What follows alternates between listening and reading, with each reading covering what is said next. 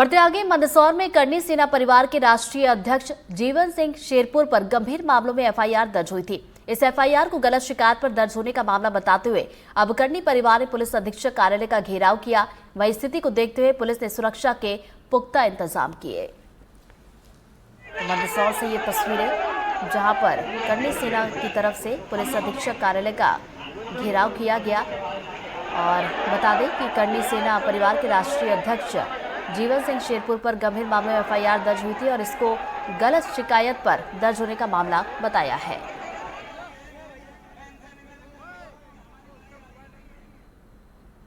बढ़ते आगे, बड़ी खबर शहडोल से, जहां शहडोल के स्कूल में काम का बिल वायरल हो गया है। स्कूल में पेंटिंग के लिए 168 मजदूर लगे हैं।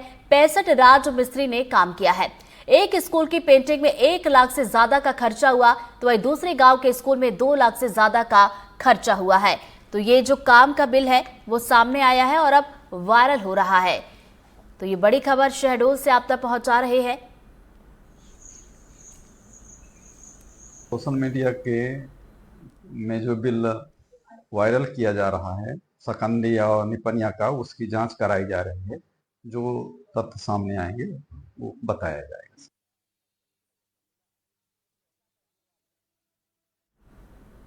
और चलिए अब रुक कर लेते हैं ट्रेंडिंग न्यूज का।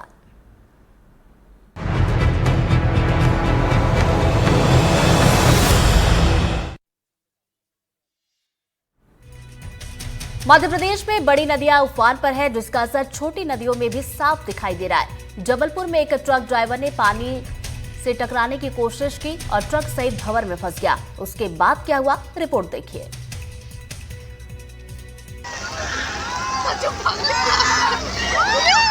ये ट्रक एलपीजी सिलेंडर से भरा है, जो अब पूरी तरह नदी के भंवर में फंसा है। ड्राइवर को जल्दी थी, लिहाजा उसने पानी से टकराने की हिमाकत की और ट्रक लेकर परियट नदी के पुल पर उतर गया। फिर क्या था, ट्रक पानी में धीरे धीरे डूबने लगा। हालांकि ट्रक ड्राइवर और हेल्पर ने किसी तरह तैरकर अपनी जान बचा ली, लेकिन सिलेंडर से भरा ट्रक नदी में समा गया। ये हादसा जबलपुर के कुंडम मार्ग पर हुआ, जहां नदी का जलस्तर अचानक बढ़ने से ट्रक बह गया। जबलपुर में लगातार हो रही बारिश की वजह से नदियां उफान पर है और छोटी नदियों में सैलाब का पानी उतर आया है। प्रशासन की हिदायत के बावजूद लोग पानी से पंगा ले रहे हैं और खुद की जान मुश्किल में डाल रहे हैं। मौसम विभाग ने बताया है कि जबलपुर सहित मंडला, डिंडोरी और बालाघाट जैसे इलाकों में अभी बारिश होती रहेगी। असम के दीमा हसाओ जिले में बड़ा हादसा टल गया। मोपा रेलवे स्टेशन के पास लैंडस्लाइड के बाद रास्ता ब्लॉक हो गया। इसके बाद कुछ ट्रेनें रद्द करनी पड़ी, कुछ के समय भी बदले गए।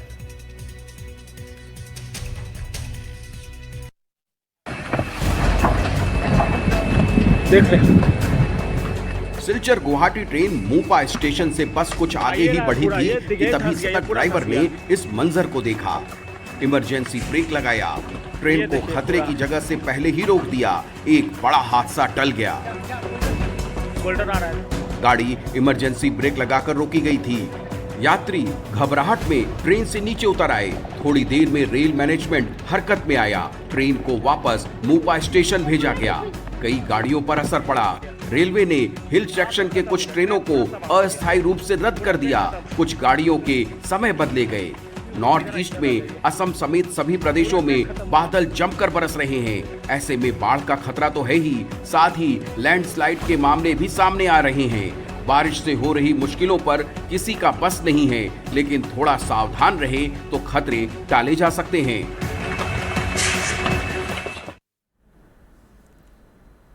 शिवपुरी के बदरवास तहसील के सरकारी महाविद्यालय के छात्रों ने चक्का जाम का विरोध किया। दरअसल कॉलेज तक जाने के लिए सड़क नहीं है, जिसका विरोध करने के लिए छात्रों ने चक्का जाम कर दिया। ये रिपोर्ट देखिए।